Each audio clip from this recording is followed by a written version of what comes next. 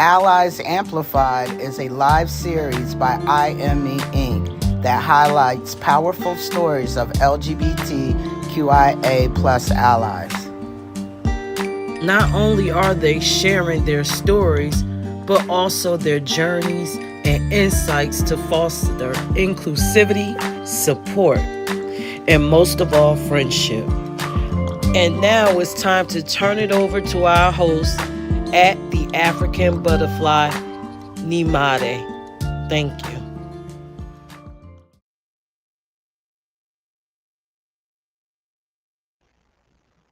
Hello, everyone, and welcome to another episode of Allied Amplified. I'm your host, Nyemade Boiwu, or That African Butterfly, as I'm known on social media.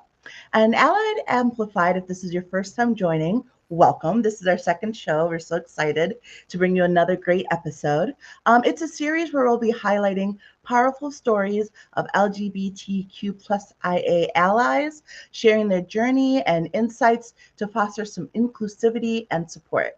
Today's episode, we're going to be talking about parenting a member of the LGBTQ plus community.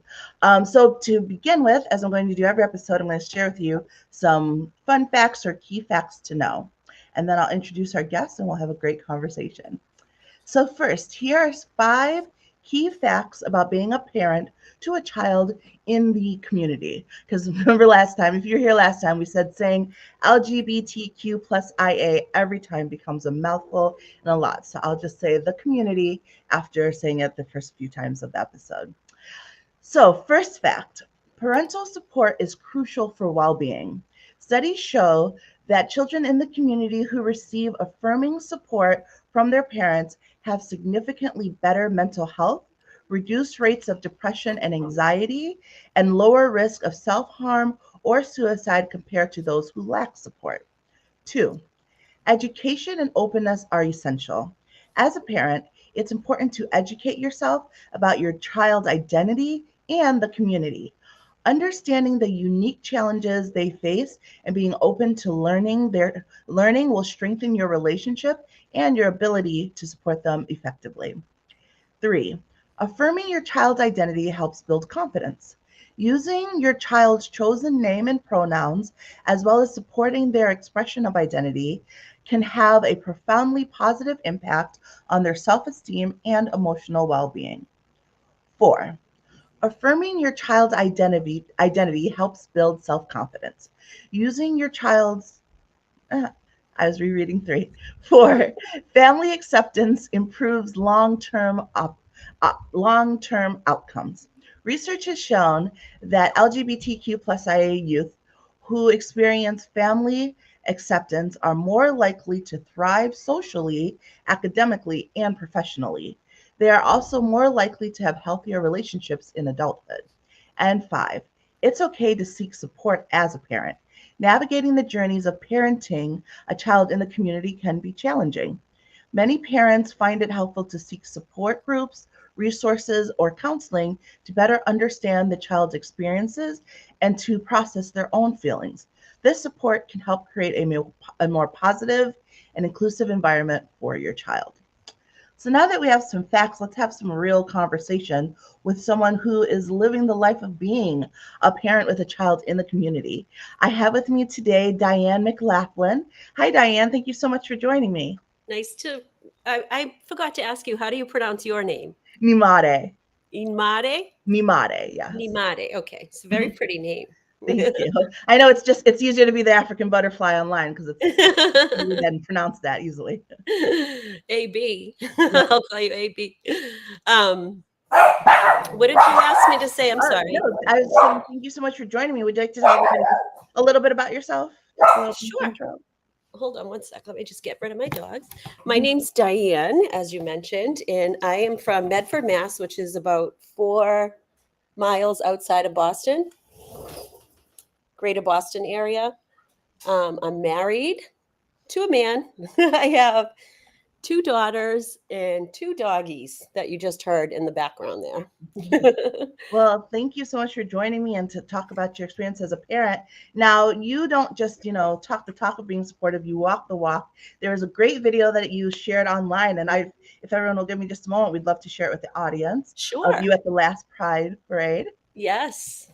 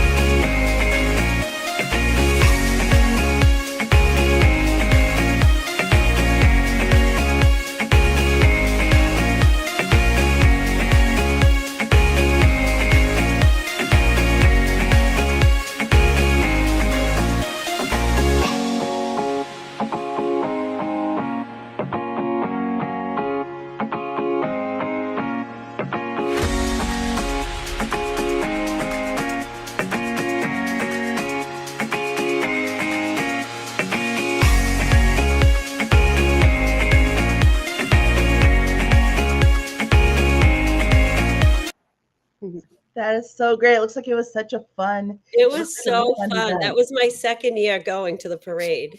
I love that your hugs for support, because that's something that oftentimes a lot of people don't get and they need. Oh my gosh. You wouldn't believe the amount of kids and adults that cry in my arms because they haven't hugged their mom or their families in a long time. They literally sob in my arms. It's so emotional. Yeah. It keeps me just wanting to support this community even more. I can't imagine as a mom, like just not loving my kid no matter what. You know, I can't believe that there's so many kids out there that don't have anything. So Which is so unfortunate, but it's so wonderful that you're there to help. Now let's start at the beginning. What was your initial reaction when your daughters came out to you, and how did you sort of process that moment? Actually, it was I had an idea that one of my daughters might be gay, and I used to ask her all the time because I'm such a liberal, Massachusetts liberal Democrat, the whole thing, and I'm like, honey, just tell me, I don't care. And she really didn't know. She was like, I don't know, Mom. I'll tell you if I am, but I don't know if I am. So both my daughters came out as adults in their early 20s, a year after each other. And my youngest one, when she came out to me, I was totally shocked, completely shocked. I did not see that coming. She was, well, maybe I should have saw her coming. She played girls hockey. She was on a girls hockey team. And there's a lot of women in the community that I always get the letters mixed up and then I feel bad. But she got, close to a lot of girls on her team and all that. But she always loved boys, and she had posters in her bedroom of boys, and so it shocked me. But once she told me, I was fine with it. It was kind of like, to them, I was just like, don't worry about it. You know what I mean? Even though they know how liberal I was and how accepting that I am, and like we grew up in a house where we all had mutual respect for each other. Like I grew up in a house that was very angry, and everybody yelled, and that's how they got their point across. And I just vowed that I would not have that in my house with my own kids. And so we just had mutual respect for each other. So they weren't afraid to tell me, but it was just a big moment for them. Just saying it out loud was a big moment for them. Yeah. And I was totally supportive of them. But, I do worry about their safety. Both of them are in relationships now. And one considers herself gay and the other one is bi. Well, they might both be bi. I'm not sure. I'm not sure if they know either, but they're both in relationships right now. And, they love to travel and all that. And I just worry about them because we're so protected here. I live in a state that's very tolerant, mostly. So I worry about them traveling, especially internationally, down south. I really worry about them. But yeah, I mean, I was fine with it. I had already, one of them, like I said, was in girls hockey and the other one was in theater. So they had a lot of friends that were gay or Right. identified as gay, even as kids. Yeah. And every time one would come out, my older daughter, Jackie, she would be like, "Oh my God, Will just came out." And then they'd have like a little party for him. Like Aw. they'd make Yeah. cupcakes and all that stuff. It was really cute. Mhm. And so I just grew to love all these kids, not knowing that I would have gay kids someday, like, because they weren't out at the time.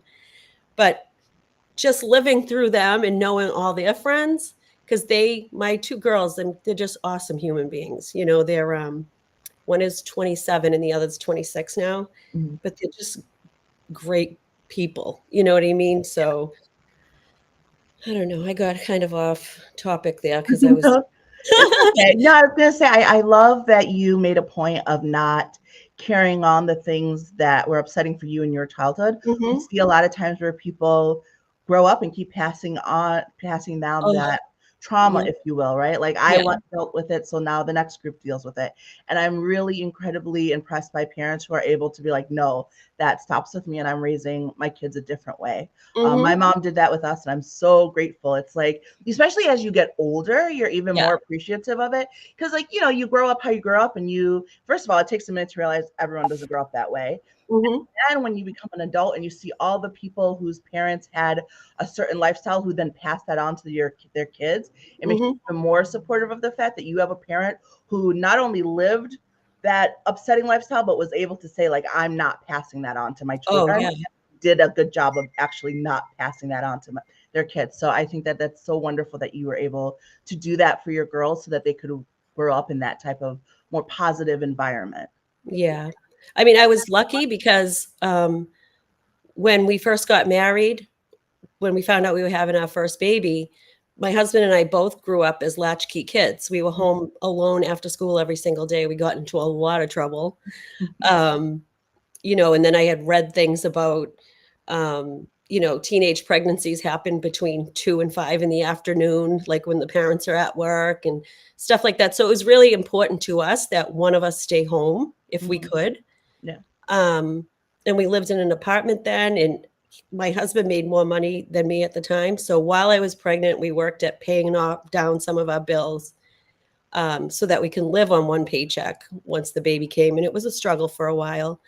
But and we also started a family business during that time that grew as my kids grew. So it was perfect. I got to stay home with them. And I know a lot of people don't have that opportunity to do that, especially with the economy the way it is now. But I was really fortunate. And I grew up in Boston, one of like the most racist areas of Boston Mhm. growing up. And I grew up during forced busing.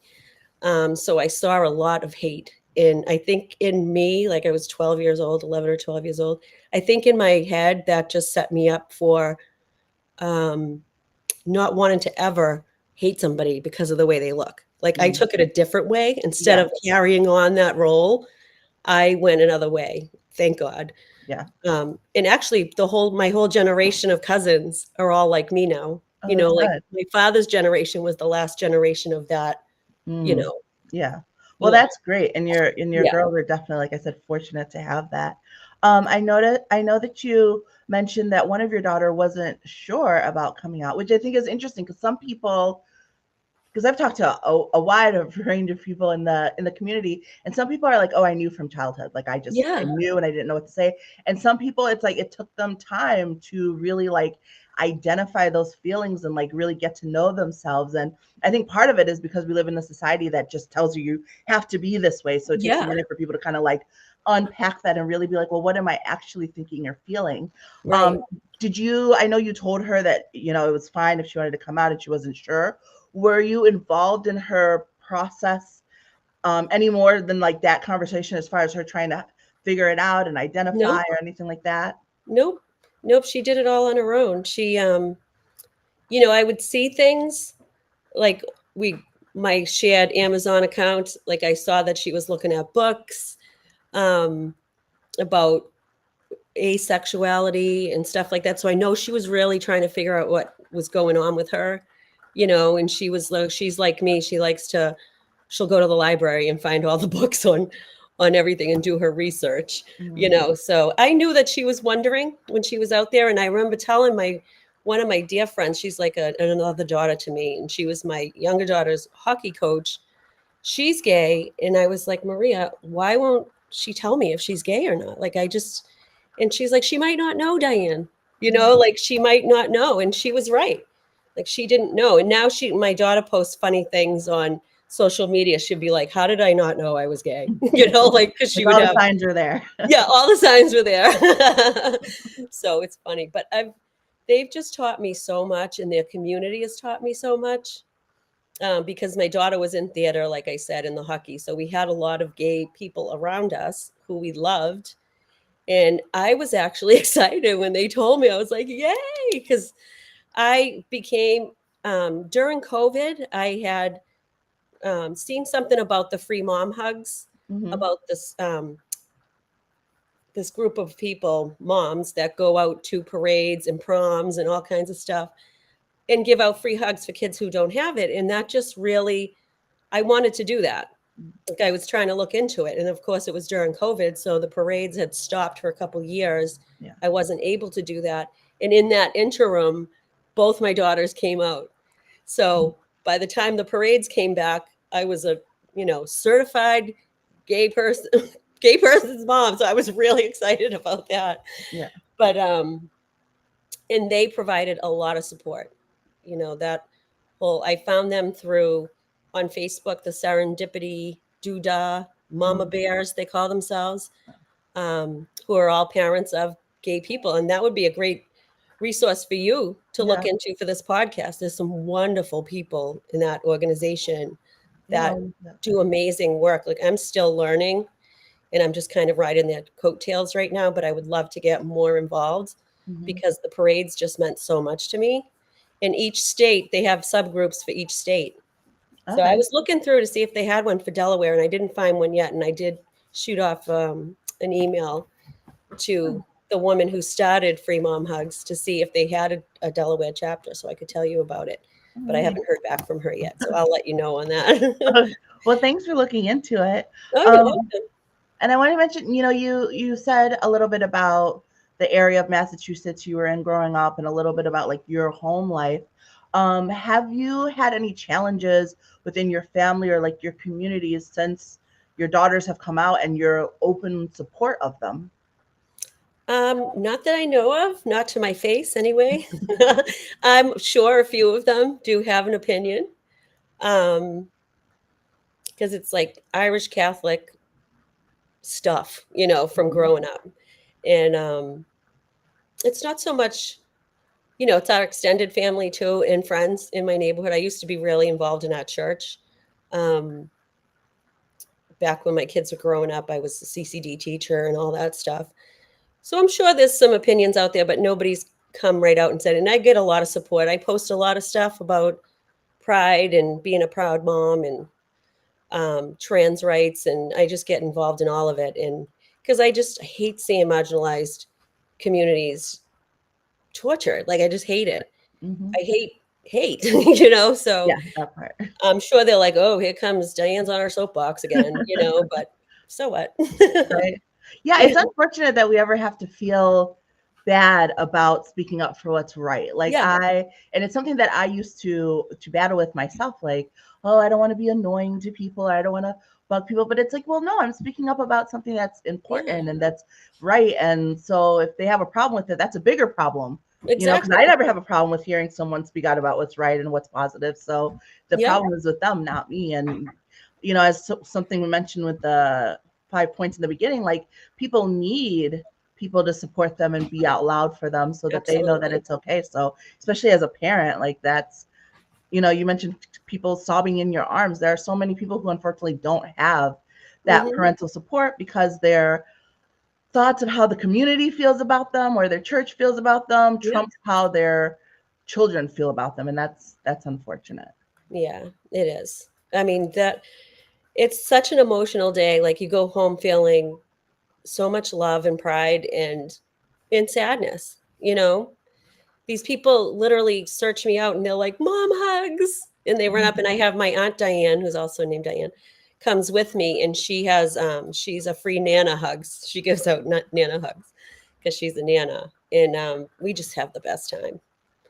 Just the best time. It's such a great community. Do you have you had to have, I know you mentioned, and I saw the question about any backlash. I know you said you haven't really had any to your face. But have you had any like difficult conversations regarding either your daughter's identity or just allyship in general? I know you said you were very involved with the church, so I know sometimes those church friends have those Yeah. conversations. Yeah. Yeah, I'm actually, I don't go to my church anymore because of that, but it had nothing to do with my daughters. It was before my daughters came out. Mm. You know, back when the whole, I'm Catholic, so back when the whole priest scandal broke in the early 2000s, I was really unhappy with the way the church was handling it, especially with the victims. Mm-hmm. And it left a bad taste in my mouth. And I kind of carried that because I loved church. I love the ritual. I love the music. Mm-hmm. And a lot of friends. I had a lot of friends in the church. So I was feeling some kind of way anyway, and thinking maybe I wanted to try different churches. And then one day I was leaving Mass. It was probably around 2014. And some women that I know were outside, and they had clipboards and tables set up for signatures. And I was like, "Oh, what are you guys doing?" I went over to like sign it, and it was a petition against gay marriage because gay marriage was going to the Supreme Court. It ended up passing in June of 2015, Yeah. but they were collecting signatures against it. And she handed it to me, and I was smiling, and I read it, and I remember going, like I gasped. I was like, "We just came out of Mass. Like, what are you doing?" You know, and I was really put off by that, and I didn't go back. I didn't go back to church. And my husband and I tried looking for a new church, and we couldn't find a good fit. But I didn't get any backlash. I actually have good friends that were in that church who's one of them, their daughter is, what do you say? She is a he now. Like she came Trans? out. Yeah, Transition. he Mm-hmm. is trans. He's a trans man now, but that was all happening while they were going to church too. And they didn't tell me if they got any backlash from it, but it was just like the whole church community. It was the people, not really the church. You know what I mean? Like I kept Yeah. telling myself, it's not the church, it's people. Like Yeah. people are human, and they don't represent the church. I do, Right. and that's the way. But it just it came to a point where I couldn't support that anymore. So now I just call myself a follower of Jesus. A Christian. Yeah, and it's so hard, I think, especially for me too, as someone who grew up in the church. It's especially frustrating when I feel like so much energy is put into certain things and not other things that require more light. Like you mentioned, the way the scandal was handled Mhm. within the church. And I feel like I've always seen so much more things about being anti-LGBTQ than I've seen about being anti-hurting the children. Exactly. Where are the petitions for that? Like, where are we standing up for that? And not that Exactly. that doesn't happen. That absolutely does happen. And there are people, but there's something in being more forgiving about Mhm. people who do that versus people who are part of the queer community, we'll say. And Mhm. it's always been sort of just mind blowing to me because like one is love and one is truly harm. So I why are know. we putting, why are we And putting that's more not the support into Jesus I one? know.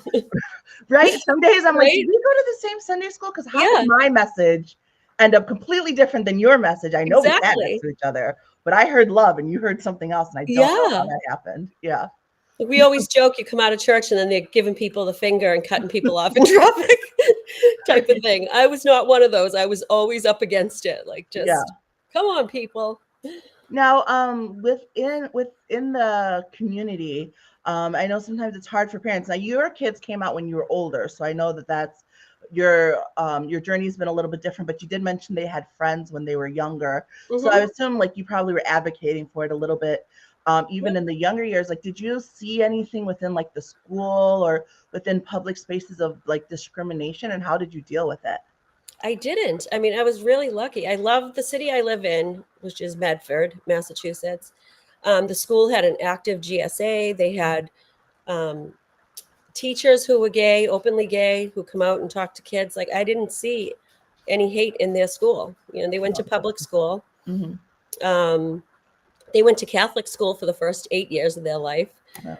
So I don't know if they went to Catholic high school, if it would be different. I don't know, but we had a great experience. I don't know. And I always like hung out with people that were accepting. You know, I Mhm. once, you know, from growing up the way I did, I went to therapy for many years. And my therapist used to say, she used to say, if you don't tell people like how you feel, then you're doing them a disservice. Like if somebody would say racist comments to me, like I got a lot of racism more than anti LGBTQ community. You did? I did, yeah. Well, Mhm. I grew up during busing, and I Mhm. lived in a city where that's just, you know, it was. What is busing for those who don't know? Which, by the way, includes me. I don't know. Oh, We'll be okay, honest. that's right. I forget that I'm not in a vacuum over here. In Boston, when they forced busing to integrate the schools, like all the different neighborhoods in Boston, to Mhm. like all mingle together. Okay. Um, you know, so the black neighborhoods were mad, obviously, because their schools weren't getting the same amount of funding that the white schools were getting. So Mm. the parents wanted their kids to be able to go to the better schools. And, you know, the men that were running things just thought that it would be a good idea to just mix everybody together, like in one day. Mhm. Um, and the white neighborhoods wanted no part of it. It caused a lot. I mean, you should Google it sometime. Yeah. It was an awful time in history in Boston, and that's why we get labeled as a racist city a Mhm. lot. Is because of that era, and because I lived in one of those white neighborhoods across from the high school. I mean, there were armed snipers on the roof Oh wow. because there was so much violence. You know, those buses would come into our city, I mean, in our neighborhood, and people were throwing rocks at these poor kids. And it was like, I could cry thinking about it. It was Mm. awful. Yeah. And I remember being in the window one day and a cab pulled up and a person got out of the cab and a bunch of kids ran over and dragged the driver out of the cab and beat the shit out of him. Oh Pardon my my goodness. language. A black driver. Yeah. And I Wow. started screaming. I was like, Nana, Nana, like they're hurting that man. And my grandmother just yanked me away and shut the curtains. Mm. You know, that's the way it was. And that's what, like, in my little head, I was like, screw that. You know, like I Right. must have been thinking, like, that left such a mark on me that I cannot hate people just because of who they are, what color they are, how they identify. You know, it's just, it did something for me that day, you know? Yeah. I mean, that Um, had to be horrific to see at that age. And I think it's amazing and wonderful that your brain clocked that you should help and speak out. yeah. Last week on this, I had Latoya as a guest, and we talked a little bit about how, as people who identify as Black women, Hmm. we, can't help but to speak up as allies for the community because we see it on our end, that Yes. discrimination, and it's so hard to not speak up when you see it. But unfortunately, there's a lot of people who don't. I often speak up about how uh, MLK's letter from a Birmingham jail, like that profoundly changed me. I mentioned earlier that before I had a hard time speaking up because I felt sort of bad. And within that letter, he talks about how the biggest problem for getting justice isn't the people who are overtly loud and hateful. It's all the good people who want like structure and quietness and things to be okay. Like your grandma shutting the curtains. Yeah, It's actually exactly. those people not speaking Mind up your business. Yeah. that caused the biggest harm. And so from then I'm like, you can't shut me up. But I wish that there were more people like you out there who Hmm. like know that no, we shouldn't be shutting the curtain. We should be helping that person. We should be Exactly. saying something. And that's why I think it's so important to have series like these and communities or Hmm. organizations like I Am Me Inc. To say like, hey, we should help others and speak up and say something because Yeah. so many people think because they aren't actively hurting others that they're doing a great thing, but your Hmm. silence sometimes is actively hurting. Absolutely. Absolutely. And my therapist taught me that, you know, a decade ago when it wasn't cool, Mm, before the Me Too and Black Lives Matter. yeah.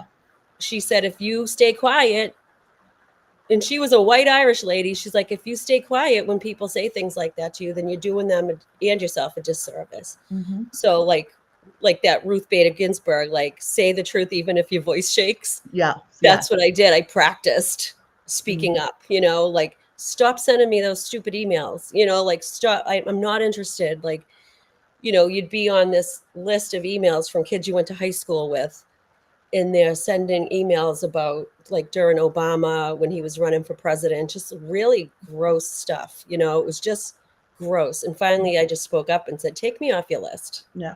I don't want to be on your list anymore. Mm-hmm. And Yeah. I don't talk to those people anymore. It's like now I'm like 57 years old. I'm like, I don't have the time to have people like that in my life anymore. Mm-hmm. So if you don't love my kid, if you don't love us, if you don't, then just walk away. Just move right on, And I think sometimes that's the hardest part about being an ally is knowing the people in your life that it may cost you. But I think Yeah. sometimes you have to like acknowledge, like, do you want those people? And that took me a minute to get to as well. Like, especially when you grow up around certain people in certain environments. Like I said, I grew up in the church. So like those tend to be your core friends, your core people. And it's hard Mhm. when you become adult to be like, but I don't believe in the stuff you believe in, and I don't actually think we should, and you I see know. all those things online that are like, don't let your politicals, blah, blah, blah, cost you friendships. It's like, but it's not just politics. These are morals. These are ethics. And I do think it's Exactly. okay to say, like, our morals don't align and we shouldn't be friends. But it's Yeah, so hard. It's much easier said than it done. is so hard. That's another thing, like with the political climate right now. Um, it used to be, two different parties. My husband was a Republican when I met him, and we used to have great heated debates about policy and how we're spending our money and all that stuff. But once, you know, the climate started changing, once Obama was running for president, and I started to really learn like who was somebody I wanted to hang out with and who I didn't anymore. Mhm. Like you can say, oh, don't judge them because they voted for this person. I'm like, no, I'm judging them because they don't support, my kids. Right. My mother, my stepdad was Black growing up. They didn't support him. Like, if you're showing me that kind of stuff, then I can't, I don't have room for you, you Right. know? Right. Yeah. So, It's like, I won't stop being friends with you because we don't agree on infrastructure, right. If but I I'm going see to you at stop the being friends grocery with you if store, you I don't will complain say about rights. hello. And yeah. Right.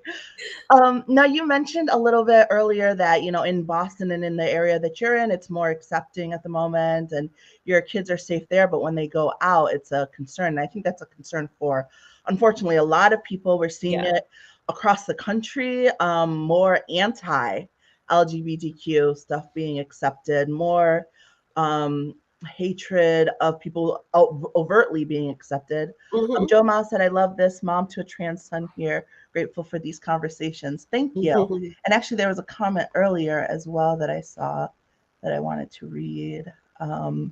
Cheryl Lee, sorry if I'm saying that wrong, said, I'm 100% supportive of my son's decision. Just scares me to death because he's so homebound because he fears the outside community a lot because a lot of people don't accept transgender, which I think is a valid fear and transitions into, which is my next question, which is like, how do you help support them as they go out into the world? Because you, I imagine as a parent, I'm not a parent, blissfully not a parent actually, but I think parents are amazing because there's so much to worry about, right? There's Oh, so much yeah. stress and concern, and it's like, how do you protect your children, but also not instill your fear in them because you don't want to make them fearful Right. unjustly, but you want to make them aware. It's like, where's that line, and how do you sort of I know. navigate it?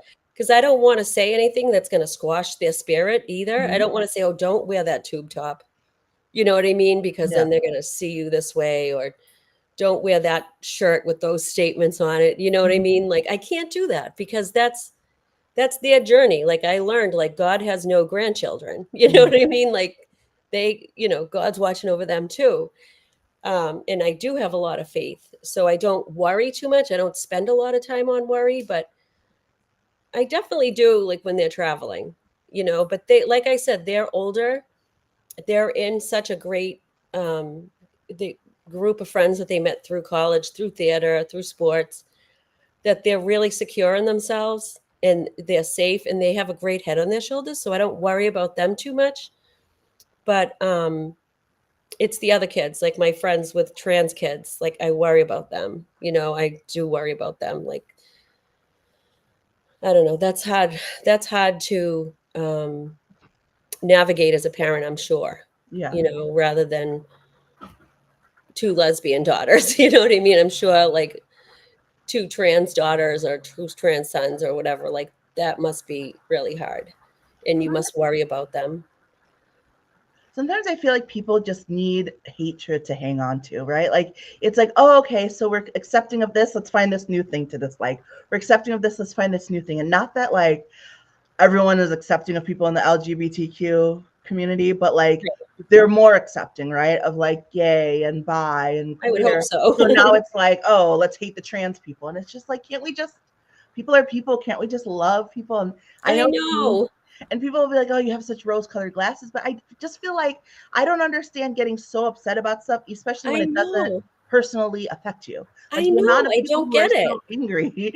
It's like, but does it affect you? Like it doesn't. So why can't you just be okay with other I people don't get living their it. life? Yeah. Oh, I lost your audio.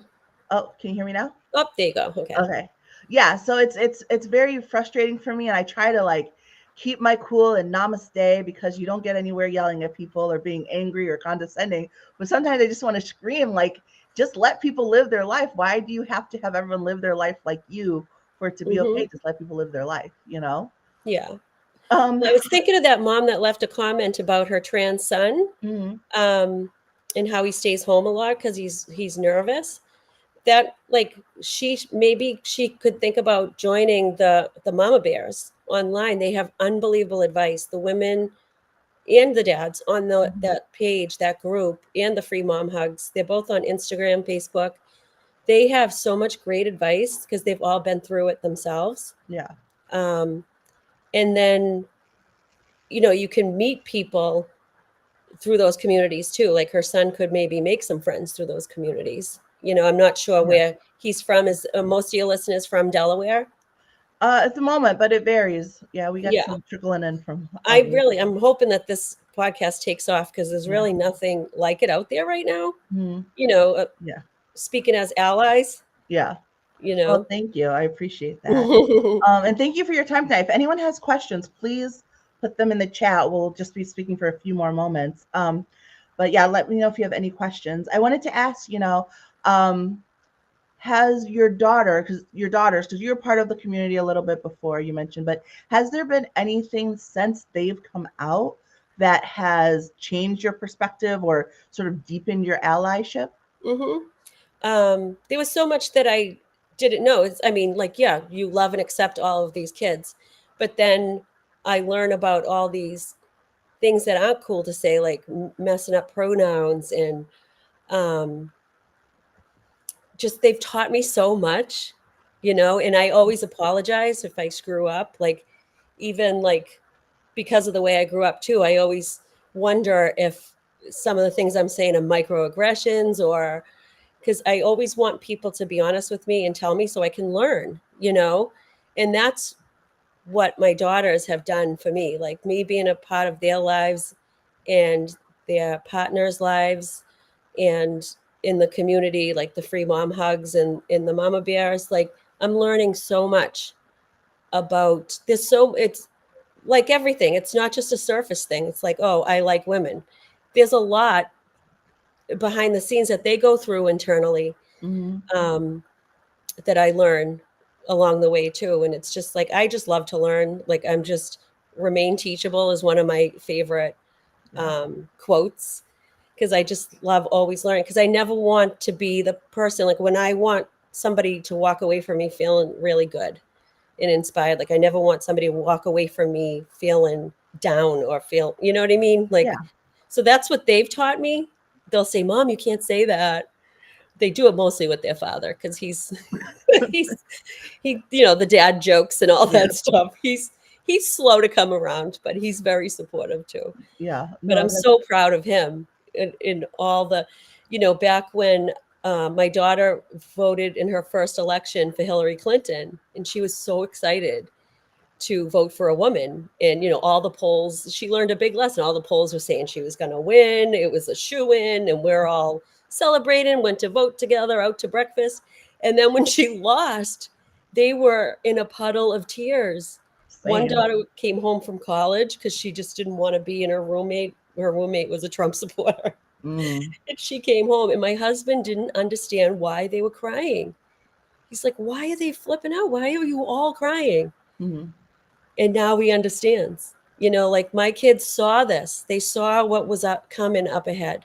They knew that what they were dealing with internally, they knew it was going to be a problem for them, Mhm. or they were afraid that it was Right. going to make life harder for them.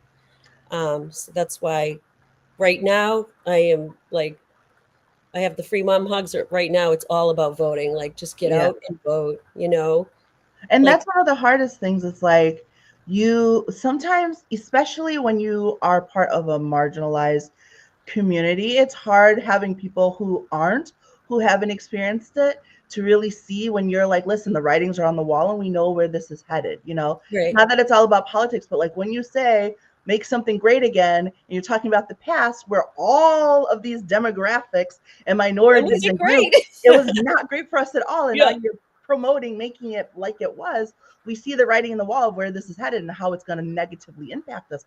But it's hard for those who didn't have that because it Right. didn't affect their demographics to really see that. Like, and it's not that they're usually coming from a hateful place. Some of them definitely are, but most of them are Mhm. just thinking of like, oh, like it was so peaceful and loving back then and things were happier. And it's like, okay, but you need to step outside of that for a moment and think Yeah, about how these other groups were living during that time. And that's what you're helping to promote. And exactly.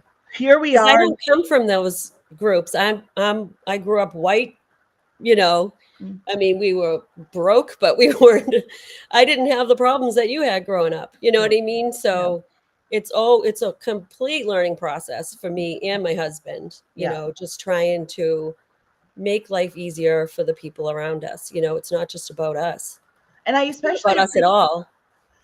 No, I was gonna say, and I especially appreciate that because, there's the saying, "Can't teach old dogs new tricks," and sometimes Sure, people, you as can. they get older, get almost like they dig in sometimes because they Hmm. don't want to change their ways, and they instead of being like, life is about learning, you're constantly learning and changing. Instead, they feel like it's a personal attack when you're like, "Oh, you don't know this," which is why I'm very careful about how I speak about certain things. I try not Hmm. to sound condescending because you immediately remove the ability to have those conversations if you come at somebody like, oh, why don't you know this?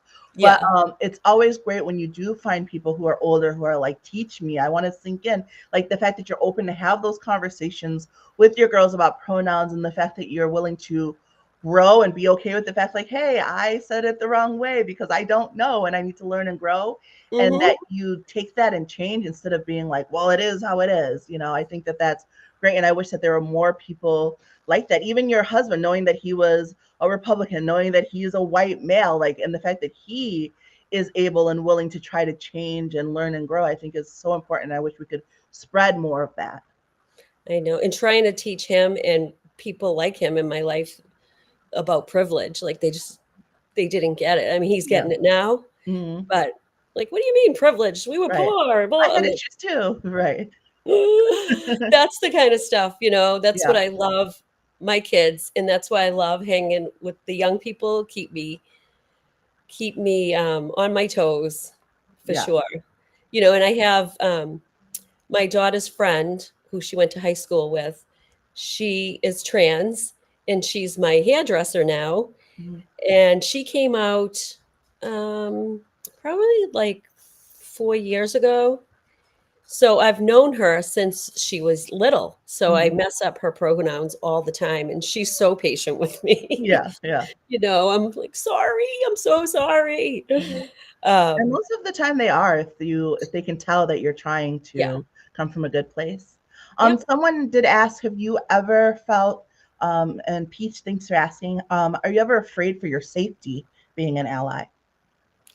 I'm not, but I say that, but then again, like I'm afraid to put like stickers on my car. Mm, Um, I had a Kamala sign on my lawn a few weeks ago, and my husband was like, I really don't want you to put that on the lawn because he's afraid that yeah, yeah. somebody's Which is we have. terrible in and of itself. Like it drives me insane. I'm like, wait, but how? And you know what the crazy thing is? Because I'm online a lot, social media a lot.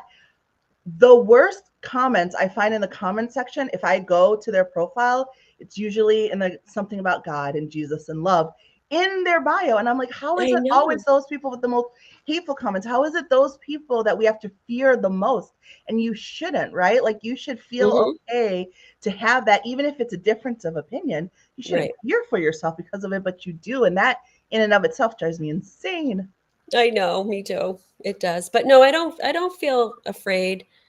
I do, it's an interesting question because now that I'm thinking about it, I guess I do have a little bit of fear, but it's more for my kids. Like I'm worried about my kids' bumper stickers and are people gonna, you know, bother them on the roads or whatever. I worry. I guess I do worry about them more than I thought I did, Mhm. you know, but what can we do? Just got I to don't stay know. strong and stay brave and keep using your voice like you are. Even Yeah. just having that sign at the parade, the video we showed earlier, and giving those hugs, like that means so much. And, as they say, each Hmm. one help one. Just a little bit of love and support helps people. You never know when the smallest gesture is what somebody needs to Hmm. make it another day and to keep going. Exactly. One last question before I let you go. Like, as you look back on your journey over time, what do you feel the most proud of in terms of how you've supported your daughters or even the community Oh, in general as a parent? I don't know. I just I'm gonna I get teary eyed thinking about it, but just how proud they are of me, that how much they love me, the love that they have for me and the gratitude they have, Mm, because they probably see a lot more than I do about, in their friends' homes and family life or whatever. They're just so the gratitude, like I don't know. It's something, like I'm just so proud that I can be that mom yeah. that raised these awesome humans who respect people. And there's nothing better. There's Mm, nothing better like this. I can't imagine living a life of animosity, in your family. And yeah. I don't know, that's why I want to throw my arms around all these kids, like I Yeah. want to take them all in. I always have like extra people for Thanksgiving and Christmas, like because I tend to like broken people. I tend to want to help broken people. So Mm. Well, um, thank you so much for all that you do. I know your daughters are grateful. I'm grateful. A lot of times the people who are the best activists don't set out to be activists. They're just people yeah, living I'm their not. I lives. don't consider myself an activist. I But just, within what you're doing, you certainly are. Just being out loud. We talked about people who are afraid to use their voice or who want calm and peace over making changes and disrupting things. And you're not afraid to disrupt with love. You're not afraid to make exactly. good trouble, as they say. I'll never. So, Yeah, I love good so trouble. yes, I'll never be the one with the megaphone, in the front of the line, but I'm there. I mean, if it's equality for everything, I and just that's live and needed. live and let live. Yep, absolutely. Live We and look let to the live. people to the megaphones, but we need everybody in that crowd. Exactly. So thank you so much. Oh, you're welcome. And it was so nice meeting you online. Yes. Yeah, my energy, like your energy was just like it drew me to you. Thank you. Thank I you. I'm consider you like a glad. sister in justice. Yes, well, thank you. I'm glad we Yeah. connected as well. And I'm glad that you agreed to be here. And thank you also to everybody who joined us this evening. I appreciate you tuning And in. good luck to you folks. I hope your message gets out there far and wide because we need you as well. Absolutely. And if you missed last week, it's available on streaming platforms for IME Corp. We'll be back next week on the 20th at 6 p.m. And we'll be discussing teachers and educators who are allies. Mm. So Oh, that I should can't wait be to a hear great that one. That's a tough conversation. one. That's a That's a tough one, definite. especially now, right? Especially So, now, especially down where you guys are, yeah, yeah, and farther even south you further go, down in the better. Florida. Oh my goodness. So, I yeah, know. so we'll be That's having another that podcast. discussion. So we'll be having that discussion. So please join us. And also, if you're in the Delaware surrounding area, we have our holiday gala coming up on the 14th I of saw that. It December. looks fun. Yes. Well, you will get a ticket as a guest. I know you're in Thank you. Massachusetts. I don't know if you can come down, but you are welcome to join us. And those who are watching, you're welcome to join as well. So just go to immeinc.org to learn more about it, learn more about the organization, and also get your ticket. Thank you all, Right. and have And a great also, if evening. I could just sneak Oh, one little thing yeah. in, for the Delaware folks, if they want to find out if there is a chapter of Free Mom Hugs in your area, or if you'd like to start one in your area, if there isn't, just I think you put my Instagram handle on your page so they Yes. can just DM me if they like, and I can give them Yep. the information they need. Perfect. Yes. Find Diane online. All right. and Nice you to can learn see more. you. Thank Goodbye, you all. Have a everybody. great evening. You too. Bye-bye. Allies Amplified is a live series by IME Inc. that highlights powerful stories of LGBTQIA plus allies. Not only are they sharing their stories, but also their journeys and insights to